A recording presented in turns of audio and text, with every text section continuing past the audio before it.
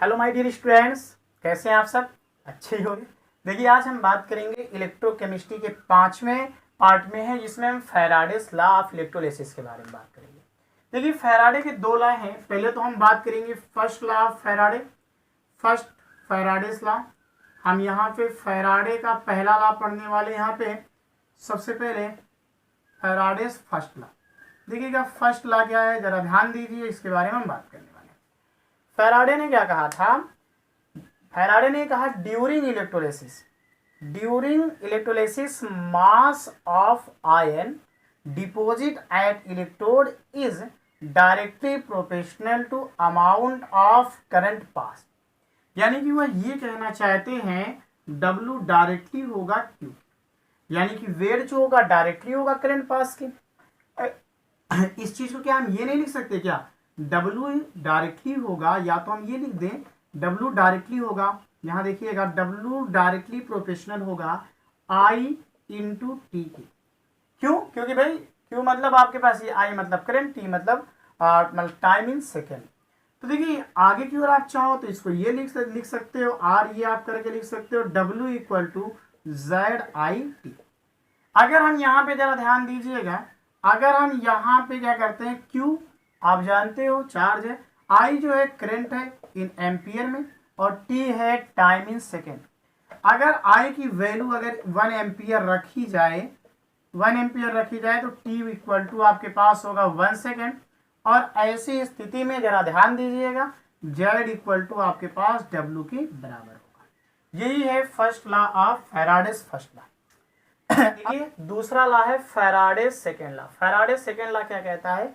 If same quantity of electrolyte pass through two or more than two different electrode which connect series at the same time, then equivalent weight of substance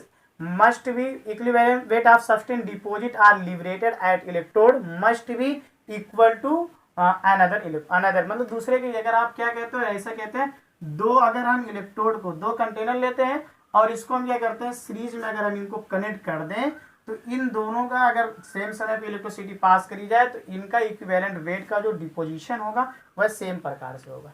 यानी हम ये कहना चाह रहे हैं, जरा ध्यान दीजिएगा, हम ये आपसे कहना चाह रहे हैं कि यहाँ पे W जो होगा W1 अपान आपके पास क्या होगा E1 इक्वल टू आपके पास क्या हो जाएगा W2 अपान E2। या आप इसी को क्या कह सकते हो, जरा ध्यान दीजिएगा, आप अभी पढ़े थे W इक्वल टू आपके पास होता है Z इंटू IT। तो आप क्या ये नहीं लिख सकते क्या Z1 अपान E1 और इक्वल टू आपके पास क्या हो जाएगा Z2 अपान E2। या आप इसको इस तरह लिख सकते हैं E1 अपान Z1 और इक्वल टू आपके पास क्या हो जाएगा E2 अपान आपके पास ये Z2 हो जाएगा। ठीक है, तो इस तरह देखिएगा E upon Z equal to आप जानते हो E upon Z equal to आपके पास होता है कांस्टेंट, जिसको हम बोलते हैं E upon Z equal to constant, जिसे हम बोलते हैं फैराडे। और 1 फैराडे इक्वल टू होता है 1 फैराडे इक्वल टू आपके पास होता है 96500। देखिए ये 96500 कहाँ से आता है, ये नंबर आप मैं बता देता हूँ, ये 96500 कहाँ से आता है। देखिए ये आपके पास 1 मोल इलेक्ट्रॉन के बराबर होता है, तो 1 मोल इलेक्ट्रॉन इक्वल टू होता है आपके पास 6.02 इंटू 10 की power 23 into charge of electron 6.4 into 10 की पावर 1.6 इंटू 10 की पावर आपके पास माइनस का 19 कूलम। जब आप इसको मल्टीप्लाई करेंगे तो लगभग ये आएगा 96500 के बराबर आएगा। इस तरह से आप देख सकते हो, जरा ध्यान दीजिएगा। अगर हम इस पर थोड़ा सा और आगे की बात करें तो टू आपके पास होता है Q अपान, यहाँ पे आप लिख सकते हो 96500 के बराबर होता है, जो कि इक्वल टू होता है I इंटू टी अपान 96500 के बराबर होता है। तो इस तरह से देखिएगा आप इसको निकाल लेंगे। जैसे मान लीजिए मेरे पास कोई एग्जाम्पल दिया है, एल्युमिनियम दिया, एल्युमिनियम पर +3 चार्ज 3 इलेक्ट्रॉन को, और यहाँ पे क्या किया एल्युमिनियम में पहुंच जा रहा है। ठीक है, एल्युमिनियम में पहुंच जा रहा है, यानी कि 3 इलेक्ट्रॉन को लेने के बाद एल्युमिनियम पहुंच जा रहा है, यानी रिडक्शन हो रहा है। तो ऐसी स्थिति में देखिएगा इसको हम क्या लिखेंगे, यहाँ पे हमारे पास होगा 1 मोल और इसको हम लिखेंगे 3 मोल लिखेंगे। और आप जानते हैं एल्युमिनियम का जो एटॉमिक वेट होता है 27 ग्राम। यहाँ आप क्या कर सकते हो, जो 3 इलेक्ट्रॉन आया ना, यहाँ पे 3 फैराडे एफ भी लिख सकते हो। जैसे दूसरा एग्जाम्पल हम देख लेते हैं। अगर हम यहीं पे बात करें, मान लीजिए मेरे पास कहीं को मैग्नीशियम होता, मैग्नीशियम आयन था, देखिएगा मैग्नीशियम आयन, इसने क्या किया, इलेक्ट्रॉन को लिया, 2 इलेक्ट्रॉन को, और ये मैग्नीशियम में आया। अब ऐसी स्थिति में देखिएगा ये यहाँ पे आपके पास क्या होगा, ये मैग्नीशियम को तो आप जानते हो ये 12 ग्राम होगा, और इसका आपके पास यहाँ 2 मोल लिख दीजिए, या यही इक्वल टू आपके पास होगा 2 फैराडे होगा। तो इस पे हम रखते हुए क्या कर सकते हैं, क्वेश्चन को भी सॉल्व कर सकते हैं। ये फैराडे के 2 लॉ थे, जिसको मैं, हम कुछ और क्वेश्चन को देख लेते हैं। सबसे पहले एक क्वेश्चन में बोल देता हूँ, आप लोग उसको लिखना चालू करिए। लिखिएगा, calculate the number of coulomb required to deposit 5.4 gram 5.4 gram of aluminium 5.4 gram of aluminium when electrode reaction is, ये रिएक्शन हो रही भाई, एल्युमिनियम पे +3 चार्ज है और 3 इलेक्ट्रॉन, और यहाँ से जा रहा है एल्युमिनियम पे।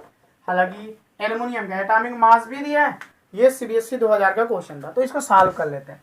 देखो सबसे पहले आप क्या करो, ये रिएक्शन जो आप लिखी हुई है, मैं यहाँ पे शुरू से देखो 5.4 है, सब दिया हुआ है, तो आप क्या करो, सबसे पहले ये रिएक्शन देखिएगा, आपके पास क्या हो रहा है 3, इसका आप लिख सकते हैं ये 3 मोल लिख दीजिए, या आप यहाँ पे 3 फैराडे लिख देंगे। यहाँ पे 27 ग्राम देखिएगा, आप यहाँ पे लगाएंगे, चूंकि आपके पास क्या हो रहा है, यहाँ पे ध्यान दीजिएगा 27 ग्राम, देखिएगा 27, बहुत इजी क्वेश्चन है, 27 gram deposit by 27 gram deposit by कितने से हो रहा है भाई, 3 फैराडे से, 3 फैराडे से, तो आपके पास कितना होगा इसलिए 5.4 ग्राम डिपोजिट बाई आपके पास कितना हो जाएगा भाई, यहाँ पे आपके पास हो जाएगा 3 इंटू 5.4 अपान आपके पास हो जाएगा ये 3 इंटू 27। तो इसको आप सॉल्व करोगे, जब इसको आप सॉल्व करोगे तो ये आपके पास लगभग इक्वल टू आपको मिल जाएगा 0.6 के बराबर आएगा, 0.6 फैराडे होगा, और आप इसको कूलम्ब में कन्वर्ट करेंगे। 1 कूलम्ब इक्वल टू होता है 96500 और इंटू आपके पास फैराडे, तो बस हो गया ना। यहाँ पे हम सॉल्व कर देते हैं, जरा ध्यान दीजिए। अब ये आप क्या कर सकते हो, यहाँ पे 96500 इंटू आपके पास फैराडे आया 0.6। आइए एक क्वेश्चन और, दूसरा क्वेश्चन सॉल्व कर लेते हैं एनसीईआरटी का, ठीक है। ये हमारे पास एनसीईआरटी का है, 3.1 वाला क्वेश्चन है।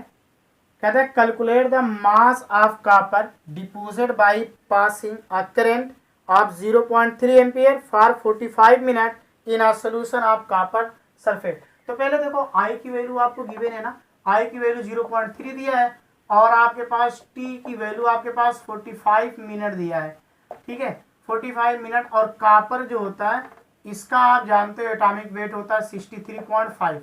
तो बस ये क्या हो रहा है, देखिए जरा ध्यान दीजिएगा, कॉपर जो हो रहा है, कॉपर +2 चार्ज है, ये क्या कर रहा है, कॉपर में जा रहा है ना, ये कॉपर में जा रहा, तो ये आपके पास 2 फैराडे हो गया, ये 63.5 हो गया, ये ग्राम हो गया, 60, ये आपके पास आ जाएगा इक्वल टू 63.5 अपान 2।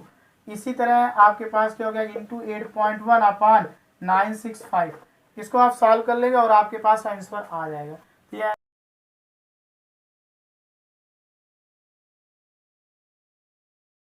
इसका जब सॉल्व करेंगे तो ये आएगा 0.266 ग्राम। इसको सॉल्व कर लेंगे, आपका आंसर आ जाएगा। ये रहा फैराडेज फर्स्ट लॉ और सेकंड लॉ और इनके न्यूमेरिकल। इसके बाद हम बैटरी के लिए जल्दी वीडियो बनाएंगे, आज या कल में।